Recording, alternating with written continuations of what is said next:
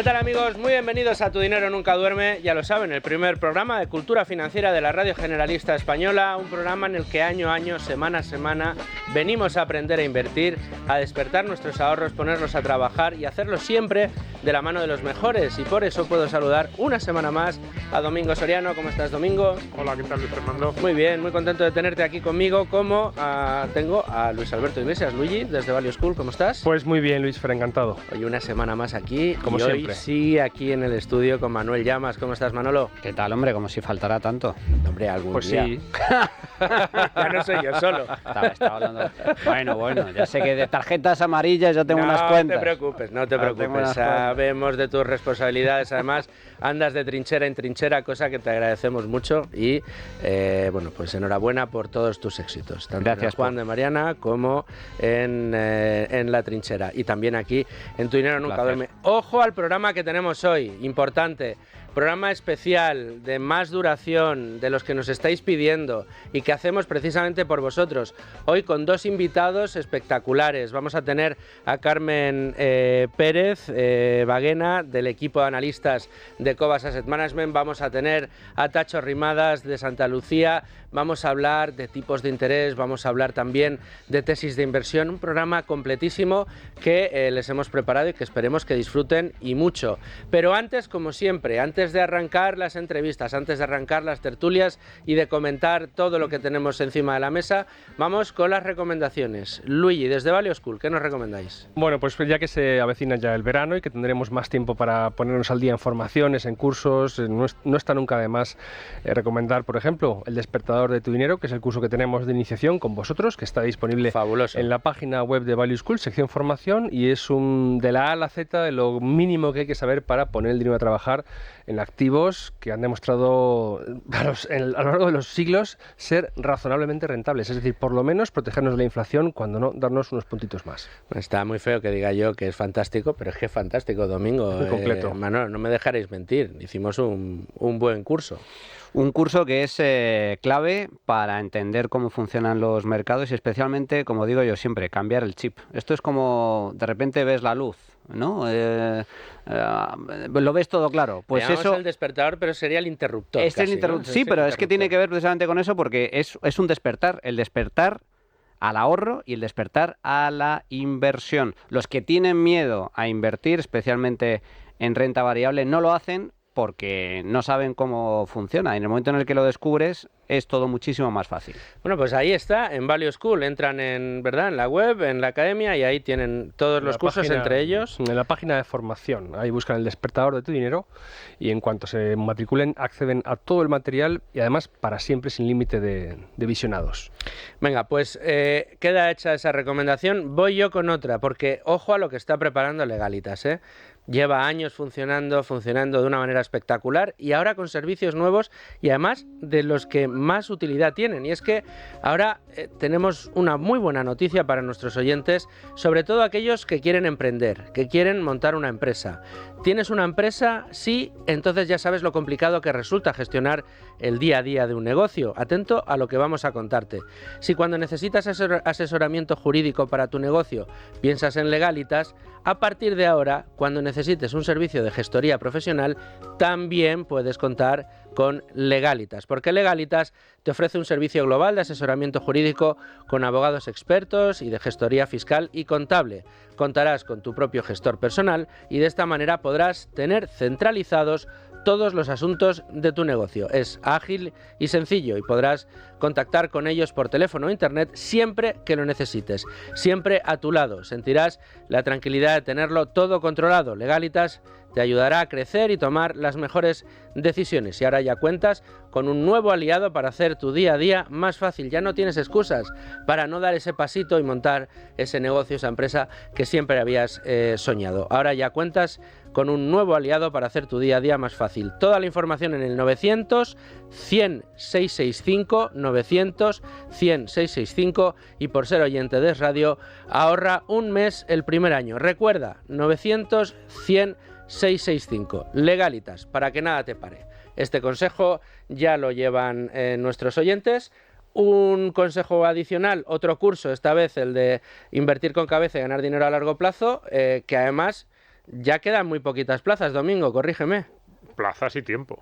No, claro, Quien es que quiera- además empieza, hoy es día 23, Miércoles. empieza el miércoles ya. Miércoles por la noche. Quien quiera escuchar en directo y preguntar al profesor Bastos en esa clase sobre ahorro y preferencia temporal, solo tiene 3 días y ya les digo yo a nuestros oyentes que todo el curso les va a gustar, pero esa clase en directo del profesor Bastos en la que nos va a explicar los principios, todo tipo, también principios morales, principios por qué es bueno ahorrar, por qué es bueno invertir, por qué eso ha construido las sociedades que tenemos, por qué desde el punto de vista personal y familiar te hace ganar tanto y a medio y largo plazo acumulas muchísimo más que patrimonio, aunque también patrimonio. Pues esa clase introductoria es este miércoles, 3 días, y luego todo el curso con esos contenidos sobre cómo hacer un presupuesto, cómo empezar a gestionar un patrimonio, cómo invertir en los diferentes activos, renta variable, renta fija, inmobiliario, clases, masterclass que llamamos, de grandes profesionales de la inversión, Álvaro Guzmán de Lázaro, Juan Huerta de Soto de Cobas, Iván Martín de Magallanes y expertos de todo tipo, desde Juan Ramón Rayo a Daniel Lacalle. Pasando por Javier Milei. Eso iba a decir, yo lo iba a dejar para el final diciendo, y a que nadie se lo olvide, que este fin de semana está muy de actualidad en España, Javier Milei, que nos hizo la presentación de la segunda edición. Bueno, pues si ustedes lo estaban pensando, llevan ahí varios días rumiando, varias semanas, hay este curso que nos cuentan Domingo, Manolo, oye, la 4ª edición está ahí, está al alcance de todos ustedes. Si además son miembros de la cuadrilla de Tu Dinero o amigos de este programa, pues saben que tienen unos descuentos especiales que ya les ha llegado a su correo, pues no lo piensen más, aprovechen la oportunidad, apúntense a este curso y empiecen a cambiar su vida de la mano de los mejores, aprendiendo desde cero. Y si mientras lo hacen quieren alegrarse el día, y además estamos ahora a mediodía, ¿verdad?, con este calor, qué mejor que tomarse un vino, y para incluso los que nos gusta más el vino tinto que el blanco, un vino que no nos importa tomarnos aunque no tengamos un tinto, que es Finca Montico, de Herederos Marqués de Riscal, el Verdejo sobre Elías, gran vino de rueda, 100% orgánico, cosecha 2022, espectacular el vino que ha hecho Marqués de Riscal con Finca Montico, que ahora, como digo, es gran vino de rueda, tiene crianza sobre Elías, le aportan cuerpo y finura para disfrutar ahora, pero unos años de guarda colaborarán a su complejidad e interés. Esto es lo que nos dice la firma, la bodega, de las tintas, o sea, los tintes que tiene a la hora de probar, de catar este Finca Montico de Marqués de Riscal, este verdejo. Pero más allá de eso, yo les digo, a mí me gusta mucho el... Espera, que me están haciendo señas desde... ¿Qué es lo que no se ve? La botella, que la coloques bien. Pero La está cogiendo a ver si se la puede llevar y no la ve. Yo la tengo, yo la veo bien. ¿Aquí no se ve? ¿O quieres que se vea lo de atrás? Ah, no ves, es que este es el frontal. Que mis compañeros no estaban cogiendo de dónde era. Aquí en la tele lo van a ver perfectamente. Es Finca Montico, es un blanco. Pero yo, mira, Domingo sabe que yo soy más de tinto, pero este vino, para el que nos gusta el tinto, casi gana, ¿eh? Y más estos días de calor. El otro día se lo dije a Nuria en la pizarra, que estábamos grabando con Finca Montico, y me decía, ¿y este vino tú cómo lo definirías? Le dije, es el vino blanco. A todos los que les gusta el blanco, a mí me gusta mucho el blanco y les va a gustar, pero es el vino blanco que no falla con esos pesados tipo Luis Fer, que dicen, no, es que yo soy de tinto, ya, pero es que en verano tenía este blanco fresquito, y te miran así con cara de duda. Este es el que no falla con esos que dicen que son muy de tinto. Muy, muy bueno. Bueno, pues queda hecha la recomendación y aquí se va a quedar durante todo el programa porque no nos lo podemos tomar por esto del... no sé por qué, pero no nos lo podemos tomar todavía. Así que cuando terminemos el programa daremos cuenta de él. Ya hechas todas las recomendaciones, que han sido largas, nos vamos directos a la entrevista. ¿Estás harto de bajas rentabilidades? ¿No quieres seguir pagando altas comisiones? Traspasa tus fondos de inversión a Finicens y podrás obtener una mayor rentabilidad. Más información en el 910-483-004 y en finicens.com. Finicens, especialistas en inversión pasiva. Y ya tenemos a Tacho Arrimadas, responsable de desarrollo de negocio de Santa Lucía AM, para aquellos que sepan lo que significa, Santa Lucía Asset Management, la gestora de activos de Santa Lucía. Tacho, muy bienvenido a Tu Dinero Nunca Duerme.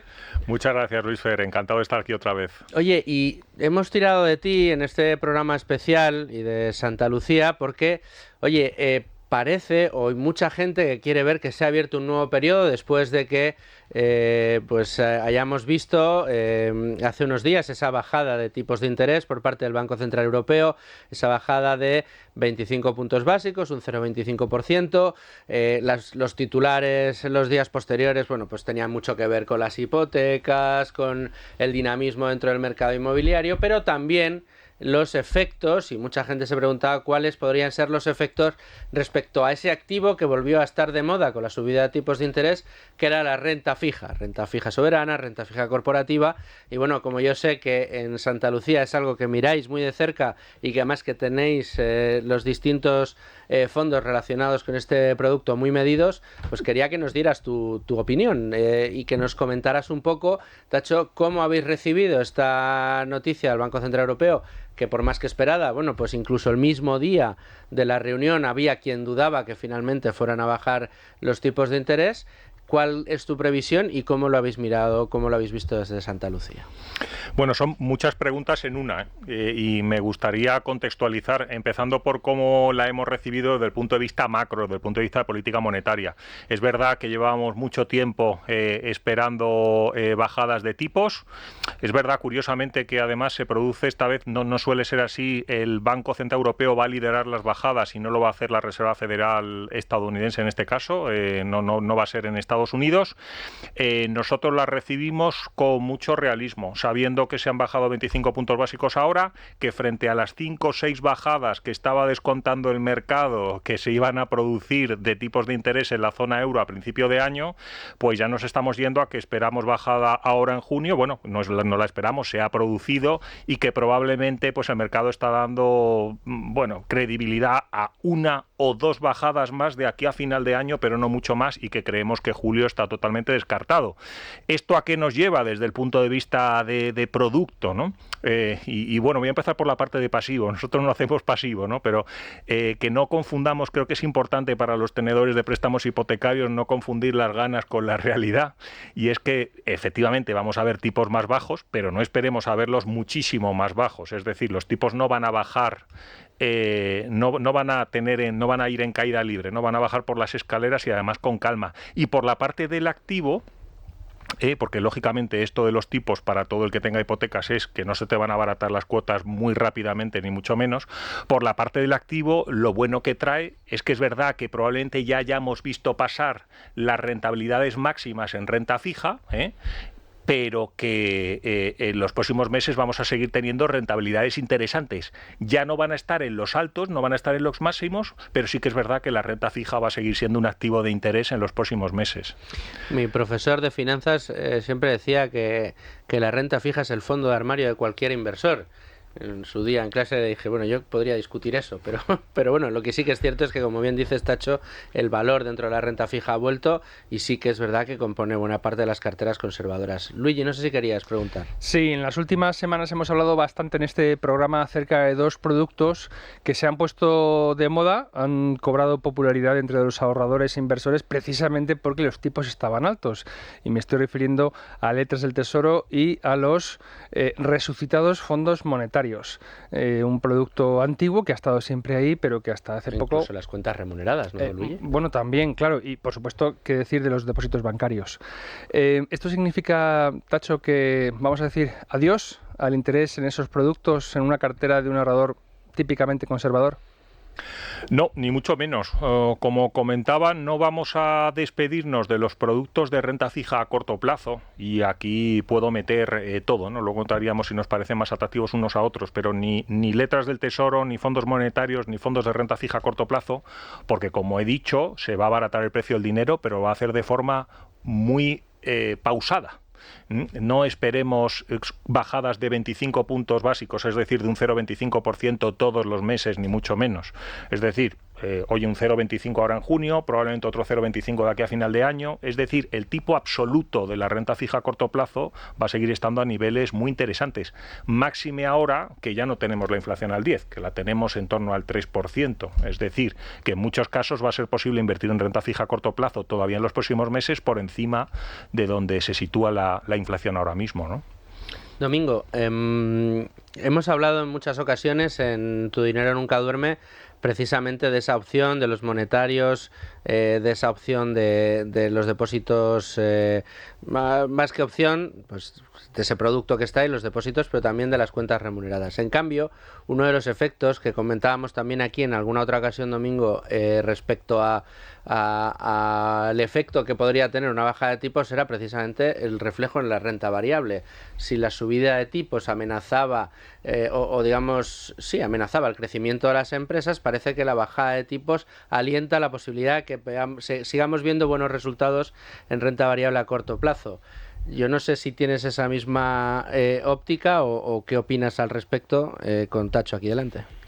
Sí, la pregunta sería ¿cómo va a afectar esta semibajada a la renta variable y a esos productos que efectivamente, si se produce una bajada de tipos muy agresiva, pues normalmente el mercado reacciona con cierta euforia, pero por eso yo lo llamo semibajada, ¿no? Porque al final 0,25 y con la sensación de que no va a haber muchas más, pues hombre, sí, es una bajada técnicamente, pero de aquella manera. Efectivamente. En primer lugar, debemos decir que dependerá en función de que estemos invirtiendo en compañías con mayor o menor ratio de endeudamiento, lógicamente. Si uno al final no está muy endeudado, más allá de cómo descuentes las valoraciones de las compañías, pues lógicamente afectará más o menos a tu cuenta de resultados, que no en nuestro caso solemos invertir en compañías con un ratio de endeudamiento bastante bajo o inexistente.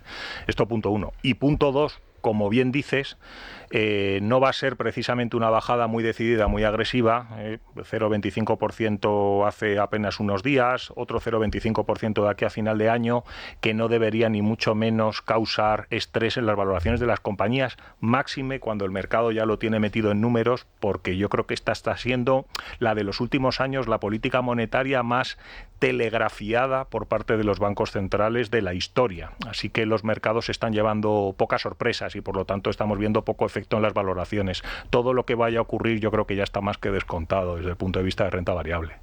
Y entonces a ese inversor conservador clásico en España, el digamos más generalizado, yo creo que si preguntamos a cualquier persona que invierte por la calle, en ningún caso se va a calificar como yo soy un inversor agresivo o arriesgado. Entonces van a decir, yo soy hiperconservador, yo soy muy, muy conservador. A este inversor, con el escenario en el que nos movemos ahora y esas previsiones macro que has puesto encima de la mesa, Tacho, ¿cuáles serían unos consejos, digamos, sensatos ahora mismo?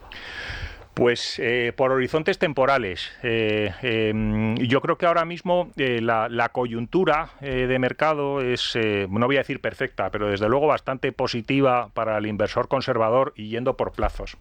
Inversores conservadores que tengan horizontes temporales de un año, no más. Es decir, hoy estén pensando por el motivo X, necesito recuperar mi dinero de aquí a un año, año y medio. Creo que a día de hoy tenemos fondos monetarios y fondos de renta fija a corto plazo que están ofreciendo rentabilidades anuales estimadas, por supuesto, del entorno del 3,5%. Por ejemplo, nuestro fondo de renta fija a corto plazo, Santa Lucía Renta Fija a Corto Plazo, ahora mismo tiene en su cartera pues tires, lo dicho, aproximadas del 3,5%, incluso por encima del 3,5%. Yo creo que para un inversor conservador de plazo corto, creo que ahora mismo está bastante bien, ¿no? Por encima donde está la inflación. Si nos vamos a plazos algo más largos, entre 1 y 3, 4 años, es que la renta fija sigue ofreciendo tires interesantes. A día de hoy, de nuevo, nuestro fondo duración 3-4 años, Santa Lucía Renta Fija, sigue ofreciendo tires anuales del entorno del 3,30, 3,40.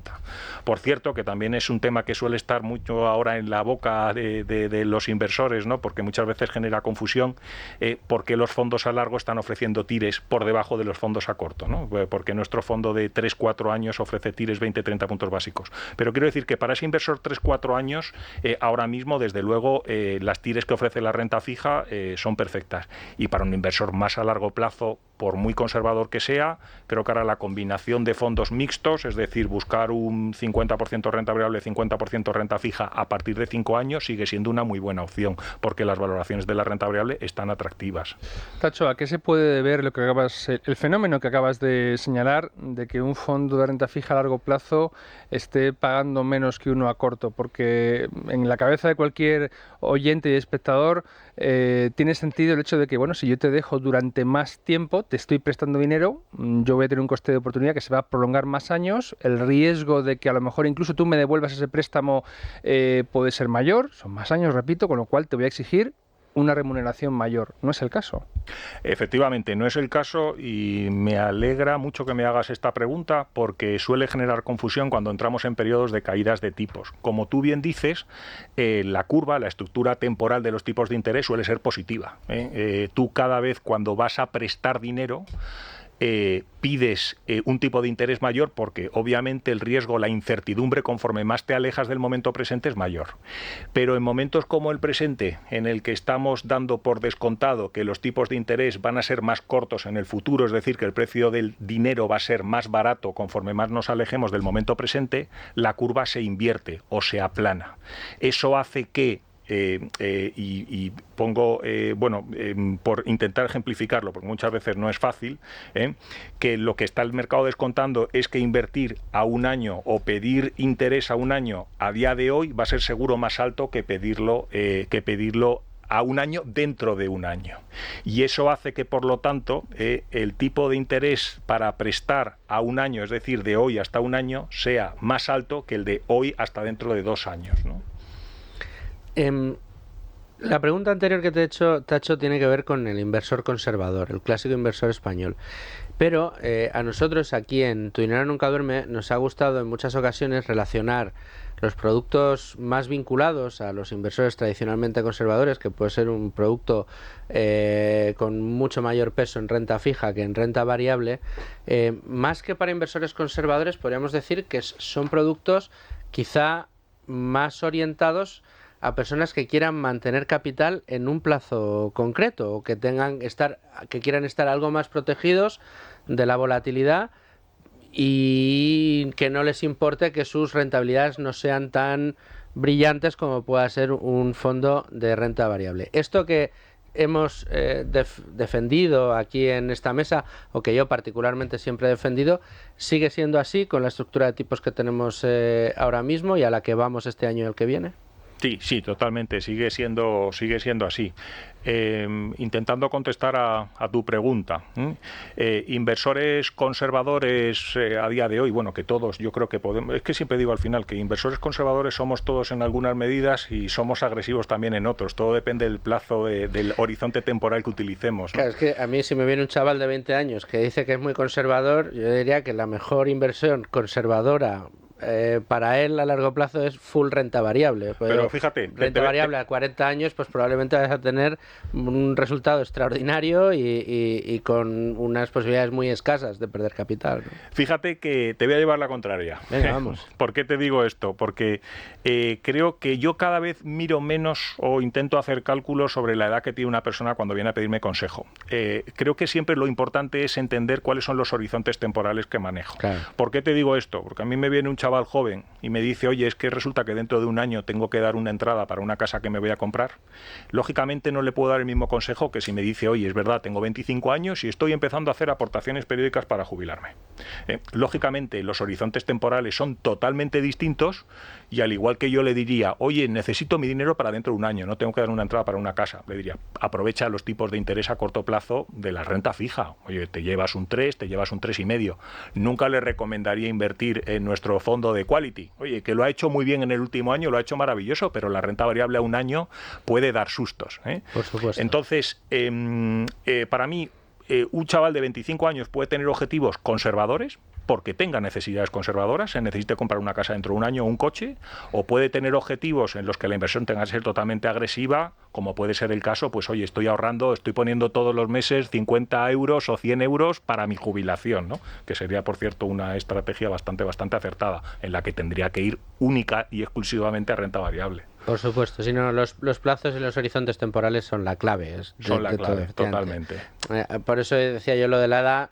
No me refería a que a todos los chavales de 20 años les convenga, sino que aquel que tenga un horizonte temporal de inversión tipo de más de 20 años, pues quizá lo más conservador sería un fondo full en renta variable. En cualquiera de los casos, siguiendo con la renta fija, que es el tema que nos ha traído aquí, y este bonus track que tenemos contigo en el programa especial de hoy, uno de los productos sin duda que ha estado más de moda desde que empezaron a subir los tipos de interés, que ha sido objeto de noticias, que ha requerido un esfuerzo especial por parte de las redacciones para hacer tutoriales, para que la gente supiera cómo se podía invertir de esta manera, han sido las colas que hemos visto en el Tesoro para comprar directamente letras del Tesoro o bonos del Estado a determinados plazos, ¿no? Pero de repente hubo una fiebre, se caían los servidores, ¿no?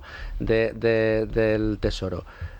¿Qué pros y qué contras tienen todavía hoy invertir directamente en letras o hacer una inversión en renta fija a través de fondos de inversión como los que pueda tener Santa Lucía? Pues de nuevo, para contextualizar, creo que es importante que todos tengamos claro que las letras del Tesoro son deuda emitida por el gobierno español, y en este caso deuda con vencimientos muy cortos. A nosotros, oye, nos parece estupenda la deuda pública, la utilizamos y la hemos utilizado ampliamente en nuestras carteras cuando la hemos necesitado, en función de que el riesgo emisor y el valor relativo que tenga esa deuda respecto a otras nos interese. Ahora, dicho esto, lo cierto es que cuando uno compra letras del Tesoro lo puede hacer directamente en el Tesoro, se va a comprar una letra a vencimiento, va a tener solo lo que digamos mercado primario, no va a tener mercado secundario. Y si te interesa eso, nos parece estupendo. Nosotros siempre defendemos que nos parece muy atractiva la opción de decir, oye, pues en vez de una letra me voy a comprar un fondo de renta fija a corto plazo, que no solamente va a estar comprando emisores públicos, como puede ser España, como puede ser Italia, que paga tires por encima de la española, como puede ser emisores privados también, que pagan tires incluso por encima de los públicos, y además lo voy a hacer con una diversificación mayor, lo voy a hacer con liquidez, y lo voy a hacer con una fiscalidad interesante. Por eso digo que, bueno, si tú tienes claro que lo que quieres es comprarte un producto a un plazo determinado, con unas condiciones de liquidez, fiscalidad, etcétera, determinadas, nos parece correcto, pero siempre creemos que se puede encontrar más valor en renta fija, incluso a corto plazo, diversificando por emisores públicos, privados, distintos países que puedan pagar tipos mayores, con una fiscalidad, con una liquidez interesantes, ¿no? Has dicho ahora comprar comprar un producto a vencimiento, que es verdad, el minorista que compra una letra del Tesoro normalmente lo hace pues a vencimiento, aunque también hay la opción, ¿no?, de venderla, pero bueno, la mayoría de los minoristas al final pues lo que hacen es comprársela y aguantar hasta que llegue el plazo. Entre los fondos de inversión también hay fondos de los que se denominan a vencimiento y de los que no. Yo creo que alguna vez lo hemos comentado, pero probablemente mucha gente, sobre todo los que les interesen este tipo de productos de renta fija, pues nos van a decir, ¿y qué es esto de vencimiento frente a los que no tienen esta característica? ¿Y cuáles son las ventajas para un inversor pequeño? ¿Qué posibilidades o qué tipo de inversor le podría interesar uno u otro tipo de fondo? Pues estupenda pregunta, y me gustaría aclarar que, a pesar de lo que su nombre dice, los fondos a vencimiento no vencen, que suele ser una confusión que se les genera muchas veces a los partícipes. Un fondo a vencimiento es un fondo que compra deuda con un vencimiento determinado y que no la mueve. Es decir, tú podrías decir, y de hecho hay veces, y me alegro, partícipes nos preguntan, oye, pues ¿para qué me voy a comprar un fondo con una letra del Tesoro Español a vencimiento si me puedo comprar directamente la letra y me ahorro las comisiones? Y esto puede llegar a ser cierto. Lo cierto es que, por ejemplo, nosotros que tenemos fondos a vencimiento, lo que hacemos es utilizar deuda pública, por ejemplo, italiana, que no es tan fácil de contratar en España y que lo que hace es pagar un plus por encima de la española. ¿Para qué sirve en este caso un fondo de renta fija a vencimiento, ¿no?, frente a un fondo en el que la deuda no es a vencimiento? Es decir, se gestionan los vencimientos de deuda, se compran unos vencimientos y se venden otros. Pues sirve para aquel cliente conservador que necesite tener digamos, un grado de conocimiento muy alto de lo que va a recuperar o de la rentabilidad que va a obtener en un plazo determinado. Por ejemplo, nosotros tenemos un fondo, Santa Lucía Renta Fija Vencimiento 2024, que ha comprado deuda italiana con vencimiento 2 de septiembre de 2024. Cuando un cliente ha entrado, tenía ya una idea muy aproximada de lo que la deuda italiana le iba a pagar a ese plazo. ¿Qué pasa cuando el fondo vence? Porque de nuevo digo, no vence. Cuando llega a fecha de vencimiento, pues que se vuelve a renovar a otro vencimiento distinto. También, ¿qué te genera frente a comprarte una letra directamente? Oye, el cliente que quiera estar entrando en un fondo a vencimiento, que conforme va llegando a una fecha de vencimiento pasa a otra, no tiene impacto fiscal ninguno. Tiene liquidez, pero no tiene impacto fiscal ninguno. Así que, bueno, de nuevo, un producto... Claro, porque el que la compra, perdona, en el momento de vencimiento tiene que convertir la posición y si quiere mantenerse tiene que volver a invertirla. No tiene que convertirla, eso es, probablemente lo he explicado mal. Un cliente que se compra participaciones de un fondo de renta fija a vencimiento, ¿vale? Llega, por ejemplo, en este caso, Santa Lucía Renta Fija 2024. 2 de septiembre del 24, el cliente se puede quedar ahí. ¿Qué hace el fondo? Da, y esto es por ley, así nos lo pide el regulador, ¿no? Durante un mes se queda invertido en liquidez y durante ese mes, manda una carta a sus partícipes. Oye, que sepa usted, partícipe, que este fondo va a comprar ahora, como ya le ha vencido la deuda que tenía septiembre 24, va a comprar ahora deuda, por ejemplo, italiana, a diciembre 28, como probablemente, por cierto, sea el caso.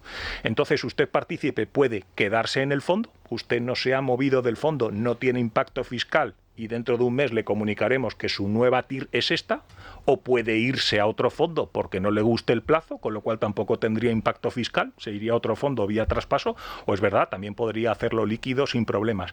Pero importante, un fondo a vencimiento no vence. Uno se puede quedar toda la vida en el fondo y el fondo irá renovando plazos, ¿no? Es como un depósito que se renueva. Un fondo a vencimiento lo que hace es que compra deuda a una fecha y nunca mueve esa fecha hasta que llega el momento en el que la deuda vence. Sí, aquí la clave es efectivamente esa transparencia en cuanto a la rentabilidad que vas a tener, rentabilidad nominal, esto hay que decirlo, y que el riesgo que asumes como partícipe sería simplemente el riesgo de impago de que hubiese algún tipo de problema con el activo en el que está invirtiendo el fondo, que efectivamente, en el caso, por ejemplo, pues deuda pública de países de la eurozona, pues parece un riesgo muy lejano.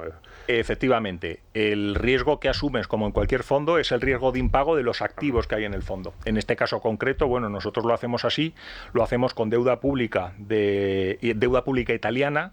¿Y por qué italiana? Bueno, pues que nos parece que el riesgo es muy similar a la española, un riesgo excelente, pero que en este caso paga una prima por encima de la española. Así que en términos rentabilidad-riesgo nos parece más interesante hacerlo. A lo que me refería yo antes no era a que tuvieras que vender el fondo, sino que si inviertes directamente en letras sí tienes que incurrir en ese impacto fiscal que de esta otra manera no tendrías que incurrir en él. Claro. Totalmente. Con letras te pasaría eso. Las letras al final cuando vencen sí que hay que venderlas, ¿no? Y eso te genera un impacto fiscal, lo quieras o no lo quieras. No puedes traspasarlo a otras letras. La gestión activa, porque entiendo que el fondo de renta fija a vencimiento del que estás hablando es un fondo de gestión activa, en este caso se limitaría a la selección de los títulos de deuda en los que se invierte, porque aparte de eso es comprar y mantener a vencimiento.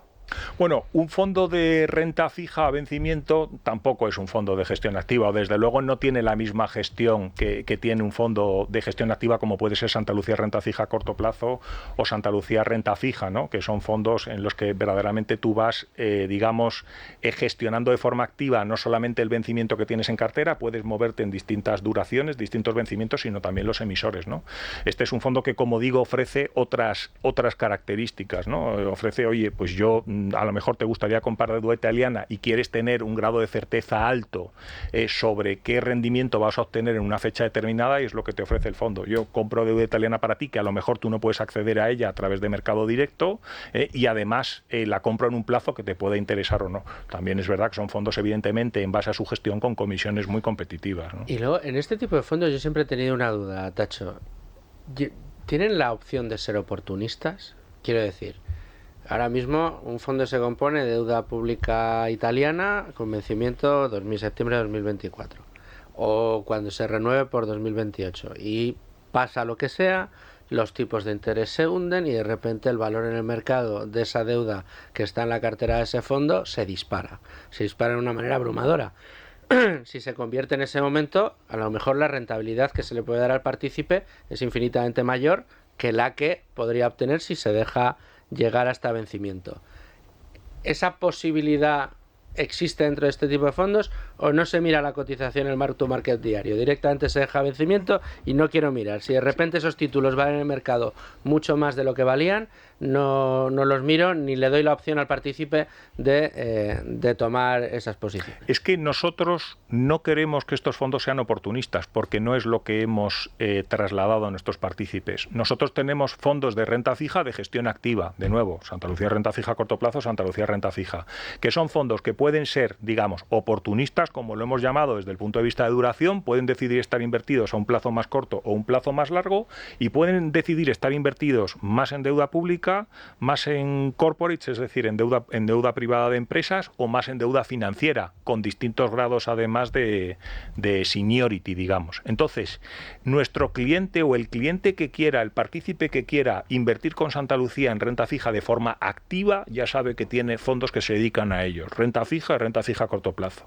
El cliente que ha venido a nosotros a un fondo a vencimiento es porque quiere tener un grado de certeza alto de lo que está contratando hoy, y entiendo que sacrifica cierto, digamos, cierto extra en rentabilidad, porque prefiere tener tranquilidad, es decir, está sacrificando rentabilidad por tranquilidad, y eso es lo que le queremos dar, ¿no? No nos parecería oportuno, desde luego, estar cambiando las reglas del juego para partícipes que no nos han pedido eso. Correcto.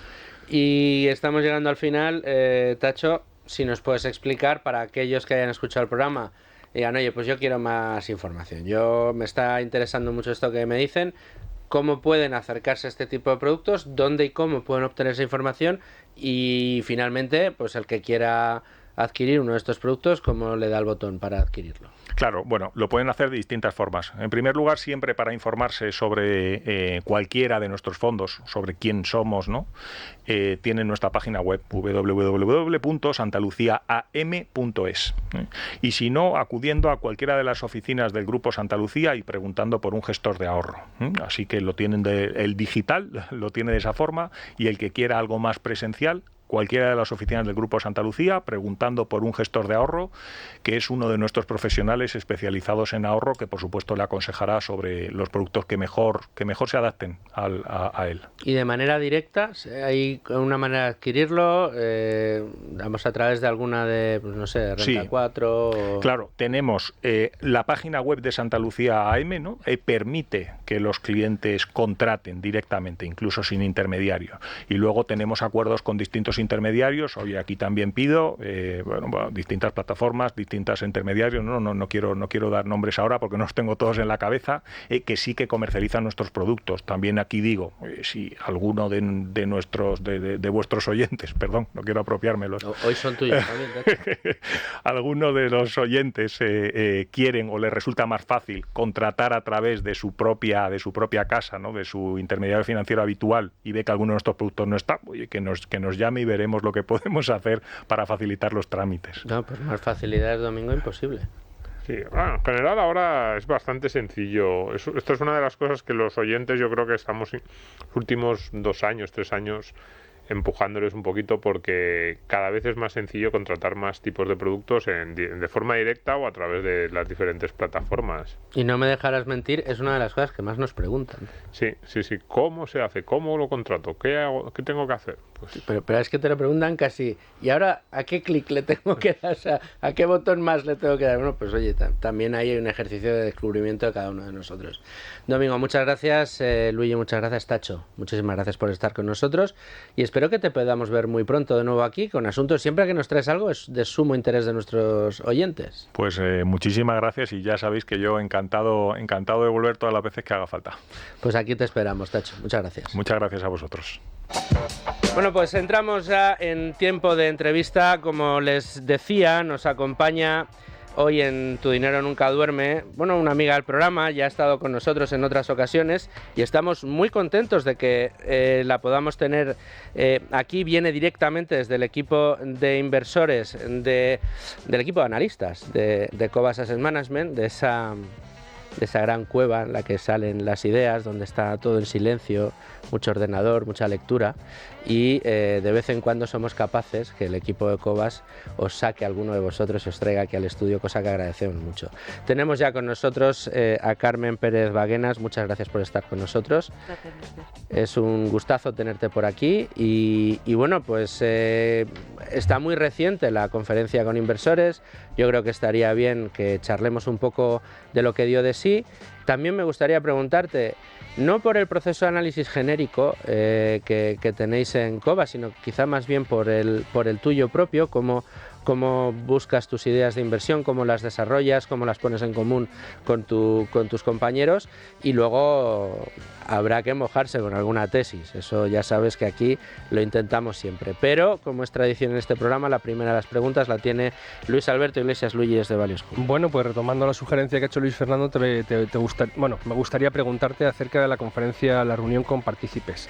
¿Cuáles fueron para ti los principales puntos, las conclusiones que resaltarías del encuentro? Además, tú que lo viviste pues, como protagonista, ¿qué crees que es lo que a la audiencia le acabó interesando más? Y a tu juicio, si difiere tu criterio de la audiencia, ¿qué es lo que tú crees que se aportó de nuevo, de distinto, de más valioso en aquel encuentro? A ver, yo creo que, está mal que lo diga, ¿no? Pero quedó una conferencia bastante redonda. O sea, yo creo que el feeling general fue que fue más corta que otros años, que yo creo que la gente lo agradece, y además yo creo que fue un poco más explicativa. Este año decidimos hablar... Pero fue récord de asistencia, yo creo, ¿no? Sí. Fue récord absoluto. O sea, yo creo que también el sitio era un poco más pequeño, pero yo creo que hubo gente que no pudo venir. O sea, fue increíble, sí.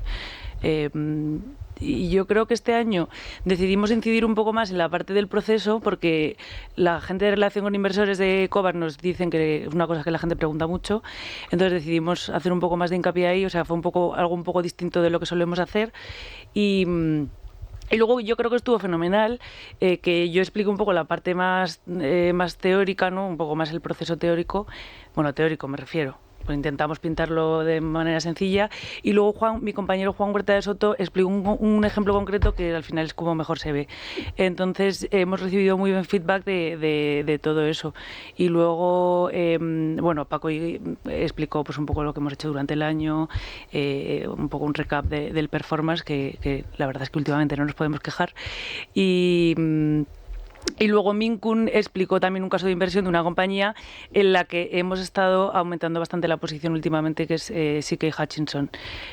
Porque, parece que las tesis que tenemos de tiempo atrás van funcionando, y estamos pues aprovechando para comprar alguna cosa nueva que lo hace peor. Y bien, o sea, yo creo que al final el feedback ha sido muy bueno, y nosotros también salimos muy contentos, la verdad. Pero bueno, decíais, centrasteis la reunión con los partícipes, un poco el leitmotiv era contar el proceso de inversión. ¿En qué puntos hicisteis más hincapié? O resúmenos un poco cuáles son las partes fundamentales que habéis resaltado de ese proceso, y luego ya pues te preguntaremos cuál es el tuyo. En realidad es muy parecido el tono. O sea, hacemos pero cada uno tiene un acercamiento. Sí, está claro. O sea, lo centramos un poco. La idea era mostrar cómo en los últimos años el trabajo es todavía más en equipo que antes. Es decir, siempre ha sido así. Desde yo entré en Bestinver en 2009, siempre ha sido muy similar. Pero sí que es verdad que yo creo que del COVID a esta parte sí que hemos ido pues como formalizando un poco más el proceso, porque al final somos un grupo algo más grande tomando decisiones, digamos. Entonces es como todo mucho más en común, que antes todo lo era, pero ahora todavía más. Entonces yo creo que quisimos resaltar un poco eso, ¿no? No quiere decir que sea un proceso súper institucionalizado como de otras gestoras, que hay comités de inversión a todas horas y que es todo como muy formal, porque lo nuestro al final pues somos 7 personas en una oficina, y y al final es muy, o sea, es todo como muy orgánico, ¿no? Pero sí que queríamos explicar, hacer énfasis en eso, ¿no? En que tomamos las decisiones más en equipo, si cabe, que en el pasado. Tiene esto que ver, Carmen, con una información que creo que leí en alguna de vuestras comunicaciones, newsletters, boletines o alguna carta, en cuanto a que se ha cambiado la denominación de fondo de autor, ¿verdad?, por otra distinta. Explícanos. Lo que yo concluí fue que dejaba de ser Francisco García Paramés, digamos, como el protagonista, y se oficializaba, ya de cara al público, con una terminología, con un término diferente, el hecho de que las decisiones de inversión se toman, y permíteme que lo diga, de forma más colegiada. Eso es. No, o sea, vamos a dejarlo claro porque no, luego Gonzalo Recarte me va a matar, o sea, si no lo explico bien me va a matar. La idea es pasar de fondo de autor a un fondo normal, que es lo que hemos sido siempre. Lo que pasa es que, bueno, apareció esa nueva denominación, ¿no? Y el plazo es de aquí a final de año. No sabemos si será septiembre, diciembre o igual, ¿sabes? Pero la idea es esa. No como una decisión premeditada de vamos a hacer este paso y de repente de la noche a la mañana cambian las cosas, sino porque de manera natural las cosas han ido surgiendo así, ¿no? Cada vez el equipo tiene más peso, las decisiones son más colegiadas, como tú dices. Entonces la idea es poner eso un poco más formalizado de cara al regulador y de cara a los clientes, pero como digo, todavía no está. O sea, es de aquí a final de año, y final de año pues puede ser principio del año que viene. O sea, yo ahí ya no entro porque eso lo hará otra gente, ¿no? Pero la idea es esa, sí. O sea, básicamente vosotros formalmente habéis ido evolucionando hacia esa toma de decisiones más en común, más entre todo el equipo, y lo que tratáis de hacer es que en la descripción, por así decirlo, del fondo, eso se vea reflejado. Eso es. No es que sea una decisión de ahora vamos a cambiar y hay que cambiarlo todo, ¿no? Ha ido evolucionando y se trata de que, digamos, en la tarjeta de presentación del fondo se reconozca. Sí, porque al manera. final, tal y como funciona ahora el equipo, no tiene sentido que siga siendo un fondo de autor. O sea, es por eso. Correcto. ¿Y cuáles son las claves, el funcionamiento de ese proceso de inversión que ahora lleváis a cabo de forma más coordinada, más colegiada? Porque entiendo que, claro, cada uno de vosotros, cada uno de los analistas, sois especialmente conocedores de una u otra compañía, de uno u otro sector, con lo cual, ¿cómo al final eso se traduce en una toma de decisión a nivel colectivo? Vale.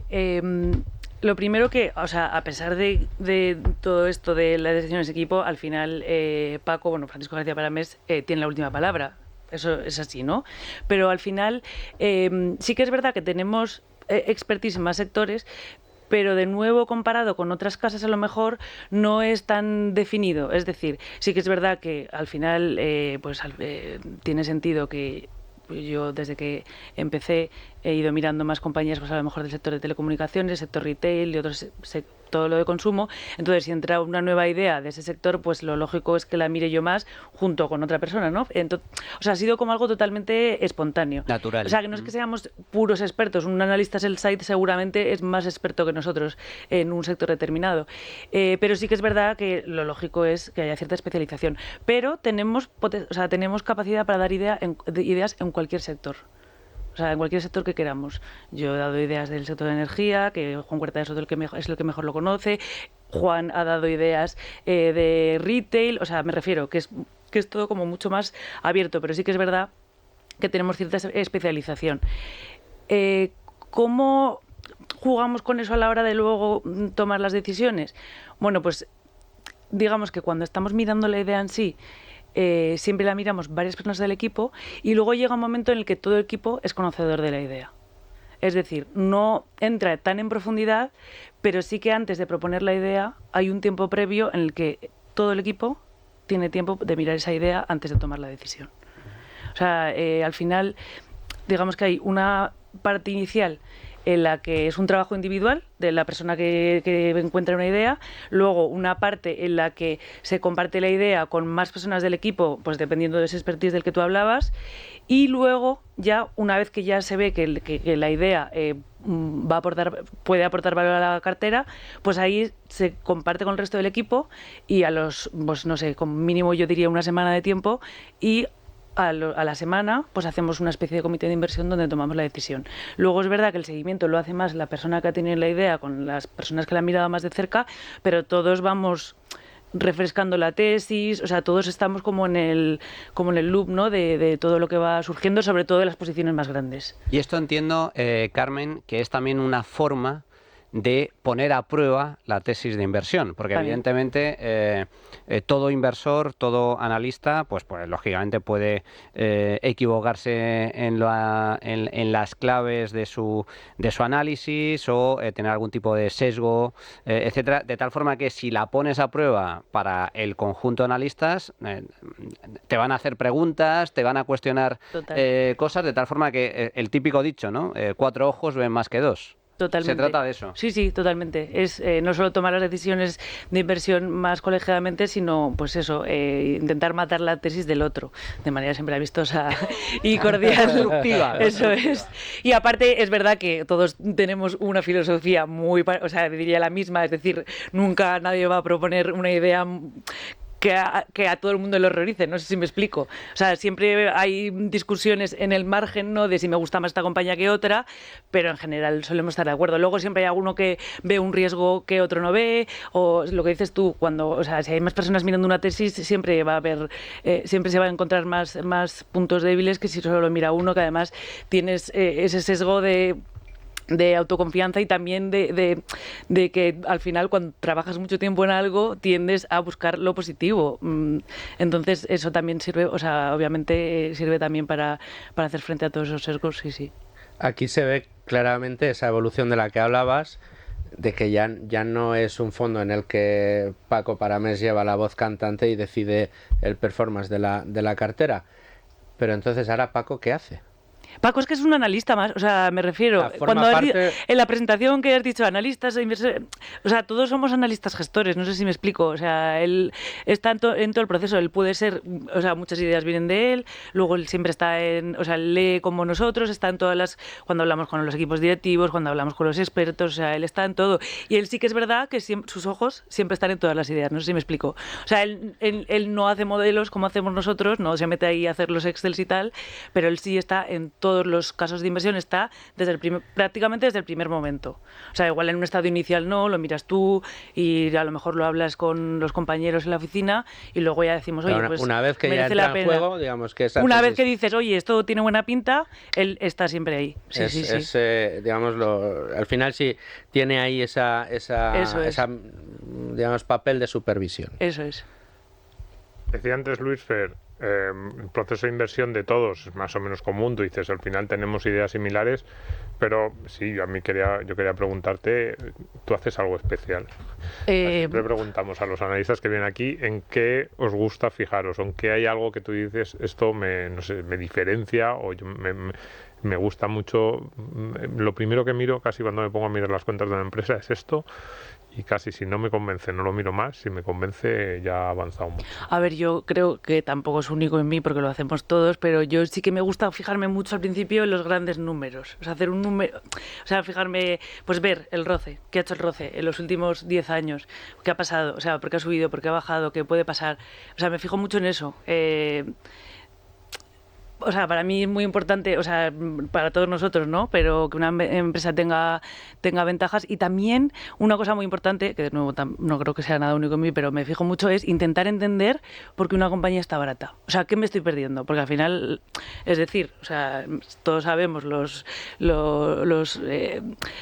cómo es el mercado, ¿no? Muy cortoplacista, etcétera, pero al final, o sea, la gente no es tonta, me refiero, sobre todo en compañías un poco más grandes. En compañías pequeñas y medianas es más fácil encontrar el edge, ¿no? Pero me gusta mucho intentar saber qué se está perdiendo la gente y por qué algo está barato. Si ves un PER 5, lo primero que te preguntas no es cuánto hay que comprar, sino por qué. ¿Por qué está PER 5? Sí, total. Eso lo dices tú mucho, Domingo. Eso de, oye, ves una compañía barata y o eres el único tonto que no ha visto el por qué tiene que estar barata, ¿no? Sí. O sea, al final, pues ver una compañía grande americana PER 5, algo pasa. O sea, algo pasa seguro. Hay disrupción o, bueno, claro, ahí es donde aportamos valor o tema de ciclo, tal, pero O sea, hay que saber, yo creo que es muy importante saber para minimizar riesgos en qué se está equivocando un poco el mercado, ¿no? Para mí es súper importante. Y habrá muchas veces que diréis, bueno, pues el mercado no se equivoca y está cara para lo que tendría que estar. Sí, ¿no? totalmente. Y dices, fuera, no quiero esto. O sea, no, ¿sabes? Aquí se acabó el análisis. Ya está. Una de tus especialidades es el consumo, son las compañías retail, que no sé si, porque muchas veces parece que nos gustan más las grandes compañías de tecnología o de ingeniería y nos olvidamos de esas compañías que quizá han empezado desde un punto mucho más bajo, pero que empiezan a tener una envergadura considerable y se terminan convirtiendo en grandísimas compañías al público. Bueno, yo me acordaba las tesis clásicas de Buffett, ¿no? Los Candies es caramelos de venta al público. Coca-Cola, una gran posición también de Buffett, pues no deja de ser un negocio en el que se vende Coca-Cola al público en general, son gran consumo y retail. ¿Cuáles son las características, a tu modo de ver, que hace a una compañía dedicada al retail una gran compañía, una gran oportunidad? Vale, yo primero distinguiría consumo, que sería pues Coca-Cola, las Procter & Gamble de la vida, digamos, que esas compañías la verdad que siempre suelen estar caras, entonces no las miramos casi nunca porque al final es consumo estable, recurrente. Bueno, también han tenido sus momentos, o sea, muchas de ellas, pero bueno, de las compañías de retail. Para mí es un sector que tiene una cosa y es muy fácil de entender porque todo el mundo vamos a las tiendas, todo el mundo compra, todo el mundo bebe Coca-Cola, pero es difícil invertir en él. Porque yo creo que es relativamente fácil equivocarte, porque muchas veces hay pocas barreras de entrada.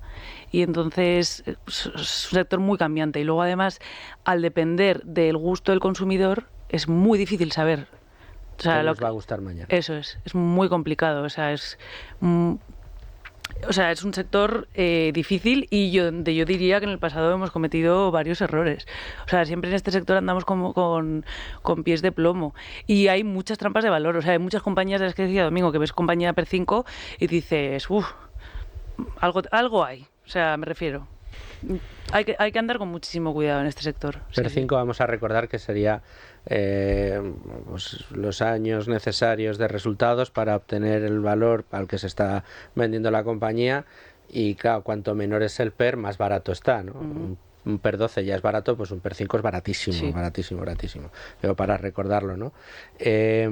Bueno, pues llegados a este momento, ¿no? A mí me gustaría entrar en una tesis de inversión concreta.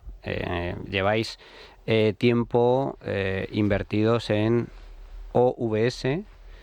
¿Qué es OVS? Porque muchos de nuestros oyentes no la conocerán, pero simplemente lo dejo ahí, que sepan nuestros oyentes que es una empresa textil dedicada a moda, a ropa.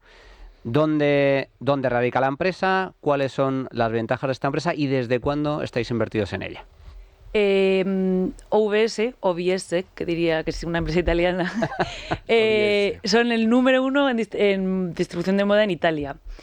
Es el Inditex de Italia, se puede decir. Sí, es un poco así, palabras mayores. para que la gente lo entienda, sí, ¿no? Más o menos, pero están básicamente en Italia. Tienen alguna franquicia fuera de Italia, pero es básicamente Italia. Número 1, como digo, es un sector que generalmente no suele tener barreras de entrada, pero es una compañía que tenemos en cartera por varios motivos. O sea, en primer lugar porque son número 1 en Italia en moda en general, pero son muy fuertes en niños. Y el segmento de niños es muy estable, mucho más estable que el segmento de mujer, sobre todo que el de mujer, o el de hombre quizá un poco más.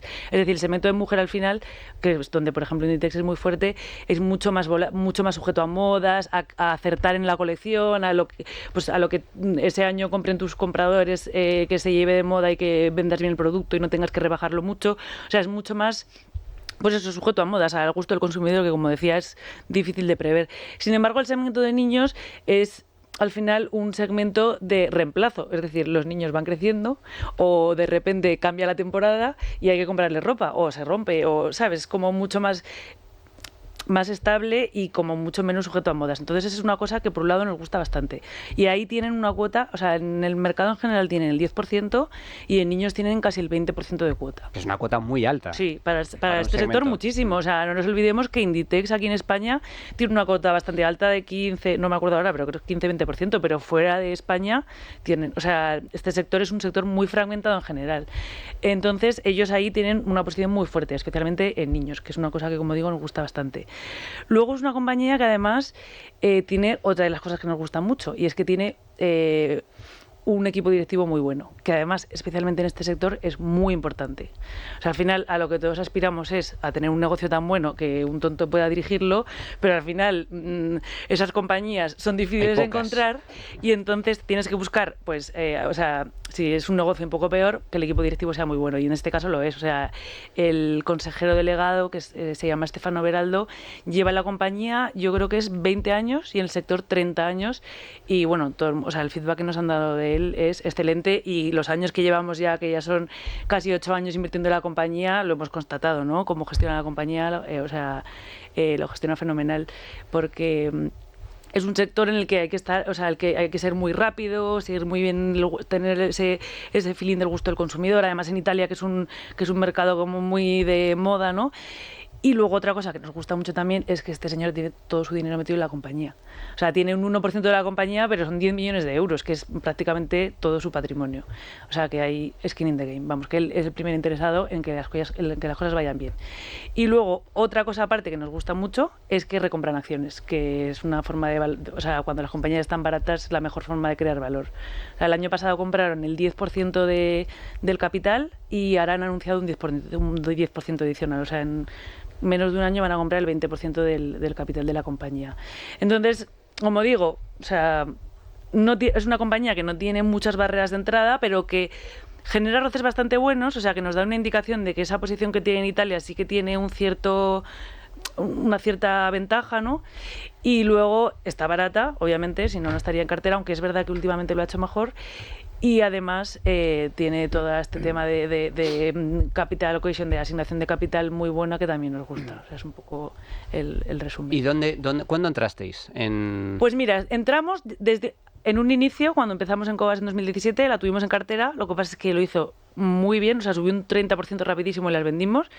Y luego volvimos a comprar, yo creo que fue en 2018 que hicieron varios profit warnings, porque esta compañía, bueno, que al final, como todos, cometieron un error, y es que compraron una participación en un retailer suizo que en su día tuvimos en Bestinver, que se llama Charles Vogele, y al final fue un error. Bueno, digamos que al final el retail es muy local, se metieron en otro país, no supieron hacerlo bien y bueno, fue un error. No habían invertido mucho porque lo habían hecho a través de opciones y o sea, con una inversión muy pequeña, pero se quedaron con mucho inventario. Entonces eso hizo que tuvieran que hacer muchas promociones, etcétera. Hicieron varios profit warnings. Profit warnings quiere decir que varias veces tuvieron que decir al mercado que los resultados iban a ser peores de lo que ellos esperaban. Cayó mucho la acción y aprovechamos para comprar. Y desde entonces la hemos mantenido más o menos en el 1, 2, dependiendo de si subía un poco más o menos, dependiendo un poco de cómo ha estado la cotización, ha estado más o menos ahí. Y a pesar de que en los últimos meses ha registrado un buen comportamiento, es decir, ha subido, seguís viendo potencial más que suficiente, con un margen de seguridad muy amplio. Eso es, un potencial de más del 100%. La semana pasada publicaron resultados y de hecho he subido un poco el precio objetivo porque el negocio está yendo fenomenal, que en parte eso recoge el precio de la acción, pero no ha subido tanto como ha subido nuestro precio objetivo, digamos. Entonces por eso la seguimos teniendo en cartera. Oye, Carmen, ¿cómo habéis construido la posición? Porque creo que has mencionado así muy de pasada que lleváis 8 años invirtiendo en esta compañía u 8 años siguiéndola, es decir, eso es mucha carrera, vamos, la propia gestora Cobas tiene 7, me parece, con lo cual... Bueno, 8, perdón, son 7, o sea, desde que empezó Cobas. Desde que empezó Cobas. Sí. ¿Pero lleváis invertidos desde entonces o la habéis estado observando y estudiando, pero habéis dado el paso a comprarla hace poco? No, empezamos en un inicio con una posición pequeñita, cuando empezó Cobas, justo fue cuando tuvimos que construir la cartera. cartera. Entonces invertimos, aunque llevamos poco tiempo siguiéndola, y luego poco a poco, digamos que luego vendimos y luego con el tiempo la fuimos siguiendo, aunque no la teníamos, y volvimos a comprar y la hemos ido manteniendo. ¿Y la última gran compra que hiciste cuándo ha sido? Yo diría que últimamente hemos vendido más que hemos comprado, porque o sea, el peso está mantenido, pero como el precio ha subido, yo creo que hemos ido reduciendo. Yo creo que el peso máximo fue a finales del 2021, que la acción lo hizo muy bien, y pues a veces hay un decalaje entre que la acción sube y el peso va aumentando y empiezas a vender, ¿no?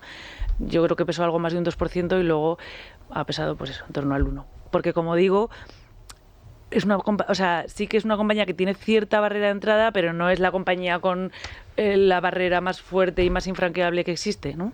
¿Y estudiasteis Chico o Kiko, como se dice en italiano, la competidora fundamental de la ropa de niño, los accesorios? Chico es que es más de puericultura, a pesar de lo que pueda parecer, es más de, pues venden, pues no sé, eso es, sí, es que no sé, puericultura, ¿no? ¿Se entiende? Sí, yo es que estoy en ese rollo. Las sillas, biberones y esas puñetas. Biberones, pues yo por ejemplo tengo vigilabebés, todas esas cosas, ¿no? Es menos ropa y más ese tipo de cosas. OVS solamente ropa. Mira, OVS compite sobre todo con Inditex, con H&M y ahora con Primark, desde hace 5 o 6 años que entró en Italia. Y en Italia supera a estas grandes marcas. O sea, tiene Más cuota es la más número cuota uno. Más cuota de mercado. ¿Tiene más cuota que Inditex? Sí. ¿En Italia? Sí.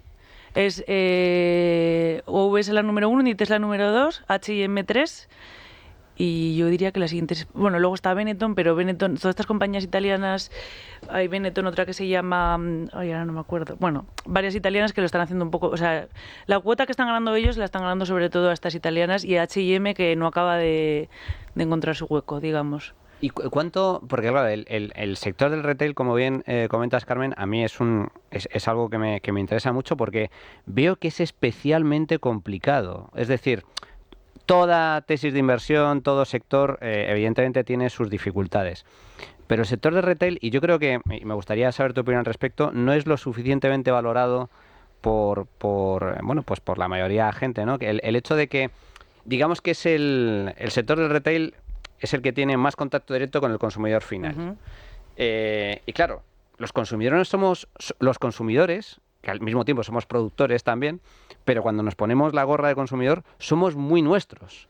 Y como bien comentas, en el sector del retail, comercio minorista, etcétera, y más especialmente en un sector como el de la moda, como el de la ropa, uno de los grandes éxitos, si no la clave del éxito de Inditex, es que se adapta de forma muy rápida, muy flexible al gusto del consumidor. Y de hecho, una tienda de Zara en el barrio Salamanca no tiene nada que ver con una tienda de Zara en Nueva York o en París. Es decir, se adapta perfectamente a los gustos de cada consumidor en función de la zona geográfica. Esto, ¿cómo se demuestra ese acierto constante en el tiempo por parte de una compañía de estas características? Es decir, es que realmente, o sea, lo veo realmente complicado. ¿Cómo valoras tú el hecho de que una compañía se pueda adaptar de forma tan flexible al gusto final del consumidor en un sector tan complejo como es el de la ropa? Vale, o sea, el tema o sea, al final esa pregunta es, resumidamente, ¿cuál es la ventaja competitiva de Inditex? Exacto, ¿cuál es la ventaja competitiva? Exacto. Porque OVS es un poco distinto, o sea, al final OVS, como te digo, es como más estable, más un tema de escala, están en ciudades pequeñas de Italia donde a lo mejor no hay otra tienda, ¿sabes? Es una cosa un poco distinta, aunque ahora están creciendo más en moda de mujer y tal. Al final, yo creo que el éxito de Inditex es...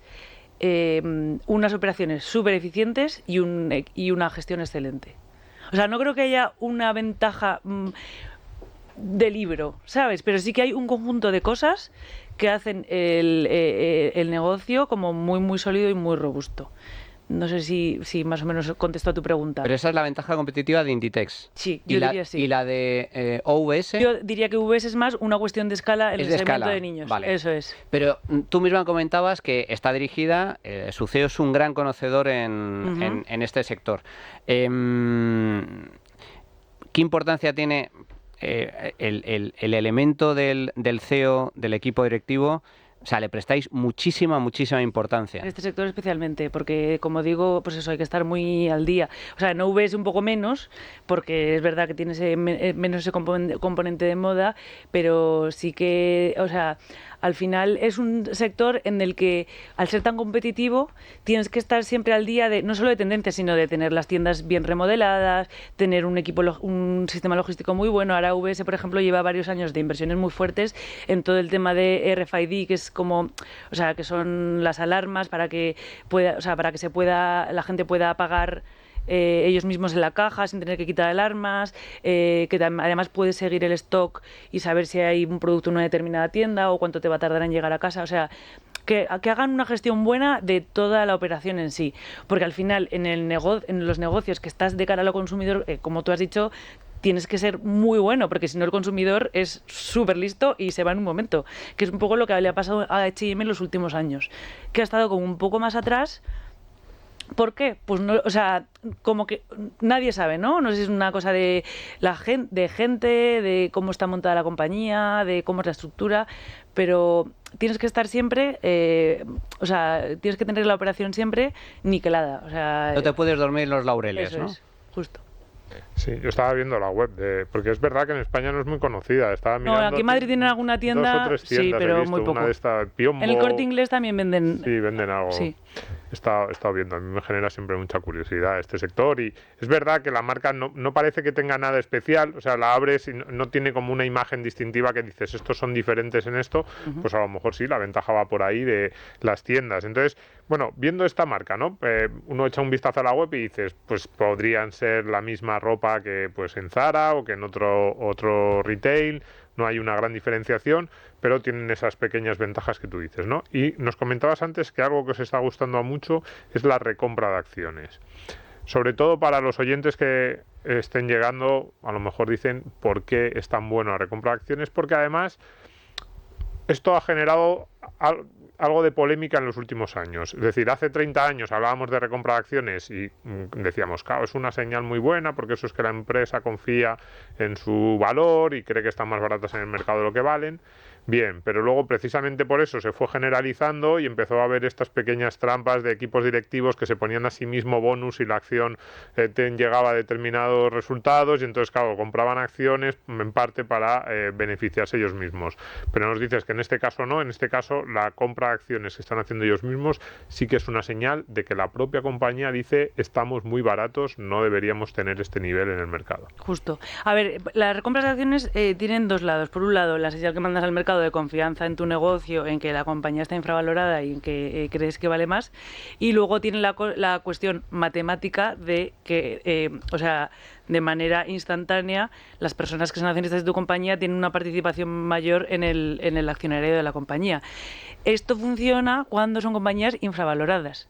O sea, lo que ha pasado un poco también en algunos momentos es que se utilizaba como forma de, lo que dices tú, pues de hacer un poco líos y remunerar al accionista en compañías que no están infravaloradas. Entonces, en ese caso no generas ese valor directo de al final de comprar las acciones a un precio bajo, ¿no? O sea, al final a nosotros lo que nos gusta es, oye, con la caja que genera la compañía, ¿qué puedes hacer? Puedes invertir en el negocio, que si es un negocio bueno, pues tiene todo el sentido del mundo. Puedes pagar un dividendo, que como dice Warren Buffett, pues oye, cada uno puede crearse su propio dividendo. Si me lo das, fenomenal, pero prefiero que no, porque además me cobran impuestos. Y y luego también pueden recomprar acciones. Si la compañía está barata, recomprar acciones es al final aumentar el valor para los accionistas actuales. Es así. Pero Carmen, será así, al final esas acciones que se compran se retiran de la circulación. Eso es. Efectivamente, porque sí. mientras las mantenga en la propia cartera de la empresa, esas acciones siguen vivas y no ha aumentado proporcionalmente la parte alícuota de cada accionista, perdón. Sí, total. De hecho, muchas compañías lo que hacen es recomprar acciones simplemente para cumplir con con los programas de remuneración al equipo directivo de stock options, etcétera. Sí, en el caso de VS todavía no han hecho nada, pero bueno, entendemos que un 20% ¿sabes? Bueno, no Eso sé. es mucho, cuando lo has dicho antes, la Es cifra es que un 20%, has dicho en menos de un año un 20%, Sí, sí. porque yo lo he notado, de esto que lo anotas Sí, sí, con sí, miedo, sí, a lo sí. mejor no lo he entendido bien. Sí, total. Ahora en julio la compañía viene a Madrid, pues bueno, les preguntaremos a ver qué van a hacer, pero ya la próxima vez ya os contaré Oye, qué hacen. y Carmen, por curiosidad, ¿cómo es esa visita de una compañía en la que invertís a Madrid? ¿Vosotros ya habéis cerrado un almuerzo con ellos? ¿Van a visitaros a Cobas? ¿O cómo se hace ese meeting, por decirlo así? Os lleváis, evidentemente, un montón de preguntas, es decir, eso es una reunión de trabajo. Sí. ¿Y cómo A mí es transcurriría? la parte que más me gusta. ¿Cómo el trabajo, transcurriría sin ese duda. tipo de encuentro? Pues mira, con esta compañía yo creo que es la primera vez que vienen a Madrid desde que yo la sigo, por lo menos, porque es una compañía relativamente pequeña y a Madrid tampoco vienen tantas compañías y todavía menos después del COVID, que es como más fácil hacer videollamadas y tal. Y no, simplemente me escribió el Investor Relations, oye, tenemos pensado ir a Madrid y tal, y también quieren ver otros inversores, obviamente. Yo no fui, pero Paco fue a verles a sus headquarters en Venecia. Diría que no, fue antes de la pandemia, creo. O sea, hace ya unos años. Y luego hablamos con ellos un montón de veces. Hemos hablado en conferencias, me acuerdo yo una vez que les vi en Londres. Después de cada resultado solemos hablar con ellos. Y esto simplemente pues, vendrán a nuestra oficina y suelen ser reuniones de 1 hora o así. A veces también comemos, depende un poco, ¿no? La relación, o sea, depende un poco cuál sea el peso de la compañía en nuestro fondo, cuál sea nuestro peso como accionistas de la compañía. Eso también depende mucho, ¿no? Sí, y una pregunta en este sentido, porque estamos hablando de una compañía italiana y 800 millones de capitalización Sí, o bursátil, menos o sea, incluso, sí. tirando a pequeñita, porque bueno, pues es una capitalización que está bien, pero pequeña. ¿Es diferente la relación en estas reuniones, encuentros, que con una gran compañía de las que a lo mejor tienen 200 más como vosotros? No sé si en una compañía así, no digo que seáis los únicos, pero a lo mejor sois unos más o menos inversores de referencia. También no sé si el hecho de que sea italiana, nos entendemos mejor con ellos, peor, cómo son diferentes. Son estas pequeñeces que el público no conoce, pero un poco nos metemos ahí. Yo me atrevería a decir que los italianos nos entendemos bien, ¿no? Sí, en general sí. Hay muchísima diferencia con el tamaño de la compañía, obviamente. Y también el tamaño, como seas tú, o sea, tu tamaño como gestora, obviamente. En el pasado, quizás se nos abrían más puertas con compañías grandes. También, cuanto más grande eres, más tienes que invertir en compañías grandes. Esto es todo un poco relacionado. Yo me acuerdo que cuando teníamos BMW, al consejero delegado nos lo vimos una vez, ¿sabes? Porque obviamente éramos... pequeñitos. Minúsculos. Como te digo, a estos de VS ahora ya pesamos menos en su accionariado, pero ha habido momentos que hemos sido el principal accionista. Entonces, pues vía directa prácticamente. O sea, tienes una duda, a no ser que estén en blackout period, estos periodos antes de publicar resultados que no pueden hablar con nadie, es prácticamente, vamos... Depende, también, depende, porque luego hay equipos directivos más abiertos o menos. Que a mí me parece, o sea... Si son abiertos mejor, pero a mí a veces cuando son cerrados en el sentido de no hablo con inversores no me parece una mala cosa, por definición, porque quiere decir que están haciendo su trabajo. Están a lo suyo. Esto que comentas es muy interesante, Carmen, y es algo que quizás no hemos profundizado bastante, pero me parece una de las cosas más interesantes de vuestro trabajo es que, a diferencia de los inversores particulares, los minoristas o los partícipes en fondos de inversión, no tienen la posibilidad de hablar con los CEOs, ni con los dueños de las compañías, ni con el equipo directivo, cosa que vosotros como gestora sí. Entonces, desde este punto de vista, bueno, dices, equipos cerrados, equipos abiertos, información o no información. Y no, ambas cosas pueden ser positivas. Pero una vez que accedes al equipo directivo, en esas reuniones de tú a tú, frente a frente, en las que os veis, ¿qué es lo que más se valora? ¿La confianza del equipo directivo, la transparencia? Porque entiendo también que a lo mejor una compañía que está atravesando un mal momento o tiene unos malos resultados, y ahí es donde vosotros en muchas ocasiones veis oportunidad, porque es, digamos, que el catalizador por el cual el mercado castiga erróneamente a esa compañía.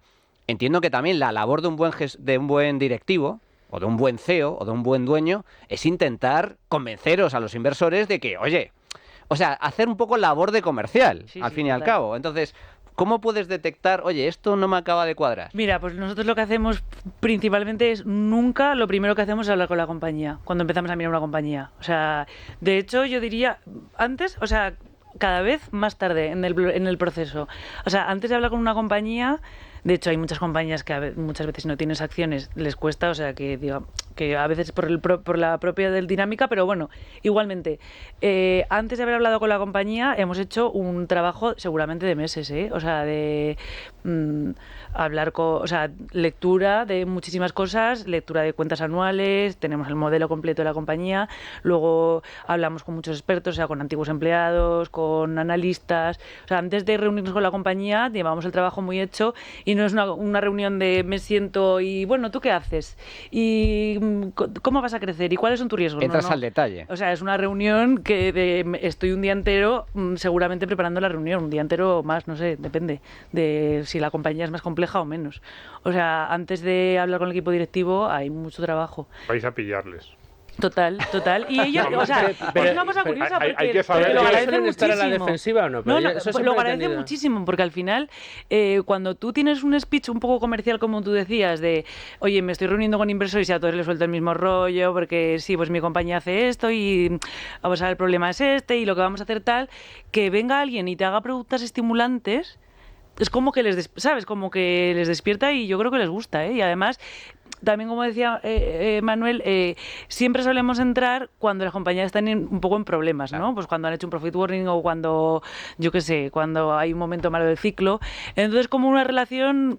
¿Sabes? Como que estamos a las maduras, Mira, las malas y luego, conforme las cosas van yendo mejor y ya entra más gente al accionariado, pues cuando nosotros nos vamos. Pero ¿Os ha pasado en alguna ocasión que analizas la compañía después de esos meses de trabajo, profundizando, y dices, esta tesis es sólida como una roca, estoy convencido, y la tesis es muy buena, tiene gran potencial, y llega la hora de la visita, la hora del cara a cara, y por las respuestas del CEO y tal, y diga, no, esto ya no cuadra, esto aquí hay algo que... Totalmente, ¿no? O que alguien te dé feedback negativo y te diga, mira, pues en esta compañía, no de cosas ilegales ni mucho menos, ¿no? Pero en esta compañía la cultura no es buena o, ¿sabes? Al final, hablar con expertos, que es una cosa que llevamos haciendo muchos años, es que da un insight increíble, porque es gente que ha trabajado en la compañía muchas veces. Y luego también puede pasar otra cosa, que a mí me ha pasado varias veces este año, que es un poco... que te hace el trabajo de la compañía, estás meses mirándola, de repente publican unos resultados buenísimos, te sube un 30% y dices, se acabó. Adiós. O sea, que pueden pasar muchas cosas antes de que compres una compañía, ¿eh? Pero vamos, sí, o sea, puede ocurrir, ha ocurrido, sí, total, que... O sea, no es el feeling, sino que te den respuestas que no te gustan o como digo, más importante, incluso recibir feedback negativo, no solo del equipo directivo, sino también, pues oye, hay negocios que a primera vista pueden parecer muy buenos, pero hablas con un proveedor y te dicen, oye, mira, pues es que hay este competidor chino que está empezando a tal, y entonces ahí, pues... se acabó, ¿no? Normalmente, o sea, no por la opinión de una sola persona vamos a dejar de mirar una compañía, pero lo chequeas con más gente y si ves que no, o que la reunión va mal por lo que sea, no porque no haya tal, pero sí porque... Pues eso, o haya un mal approach al capital allocation y no te guste lo que vayan a hacer con la caja, por muchos motivos, pues puede ser que El análisis no solo es sobre la compañía en sí, sino sobre su contexto. Habláis con proveedores, habláis sí, incluso también con empresas de la competencia. Sí, con competidores, toda la cadena de valor de la compañía, digamos, sí, total. Y de ahí también surgen muchas ideas muchas veces. Estamos quedándonos ya sin tiempo, pero quiero preguntarte por dentro del sector del consumo, cuando te pones a mirar compañías, ¿por cuáles sientes más afinidad o con cuáles crees que tienes más herramientas para saber explorar a un primer vistazo si pinta bien o no pinta bien? Mira, pues yo diría que las compañías de retail, cuando las ventas comparables caen, o sea, los like-for-likes que se llaman caen, hay que andarse con mucho cuidado, porque quiere decir que la gente está entrando menos en las tiendas. Entonces hay que saber muy bien por qué es. O sea, porque puede ser que, pues lo que decíamos antes, que al cliente le esté gustando menos. Entonces, al final son negocios con muchos costes fijos, tener tiendas con muchos costes fijos, como te empiecen a caer las ventas, o sea, los márgenes bajan muy rápido. Entonces yo diría que...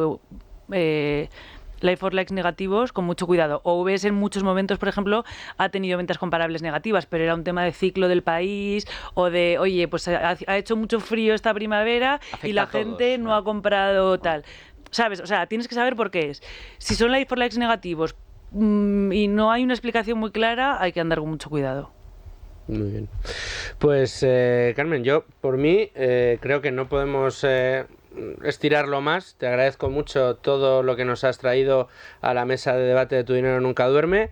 Creo que hemos exprimido al máximo VS, el proceso de inversión de Cobas y esos sectores que te gusta a ti mirar, e incluso yo creo que hemos averiguado mucho del tu propio proceso de inversión, que también es muy bonito. Domingo, no sé si tenías una pregunta en el tintero, porque solo hay tiempo para una más que tenemos que seguir. No, me ha gustado mucho esto.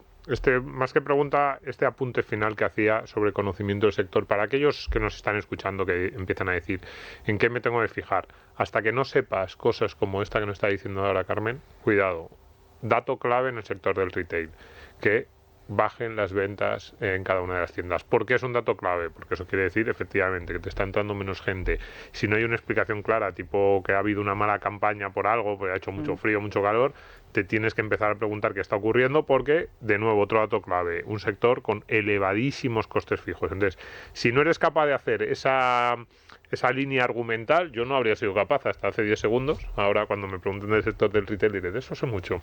Mira, te voy a explicar. Pero si no eres capaz de hacer esa línea argumental como nosotros no éramos capaces hasta hace 30 segundos, no te metas a ese sector, aunque tenga buena pinta, aunque hayas dicho, no, pues he hecho los números y parece que está barato, pero no sabes este tipo de cosas. Bueno, tengo que decir en tu defensa que a nosotros, hasta que aprendimos esto, nos costó unos cuantos errores. Cicatrices tendréis. Sí. Altos costes fijos y márgenes, entiendo, bajos, reducidos. Sí. Claro, que esto a mí me hace mucha gracia, ¿no? Cuando algunos desde el ámbito político se dicen, no, los grandes beneficios, oiga, que de cada producto que vende ese gran supermercado o esa gran cadena de distribución le saca 1 céntimo, 2 céntimos, es decir, se mide hasta el último segundo. Y por cierto, solo para terminar, Carmen, comentabas, es que ha salido durante la conversación, Warren Buffett. Warren Buffett, algunas de sus inversiones más fructíferas y más longevas es precisamente en el sector del retail. Es accionista de Coca-Cola y de Sweet Candies, o sea que es un sector complicado, pero donde las rentabilidades, si se hacen las cosas bien, son elevadas. Y normalmente, además, suelen ser anticipatorias del ciclo, o sea, suelen subir antes de que suba un poco la economía en general.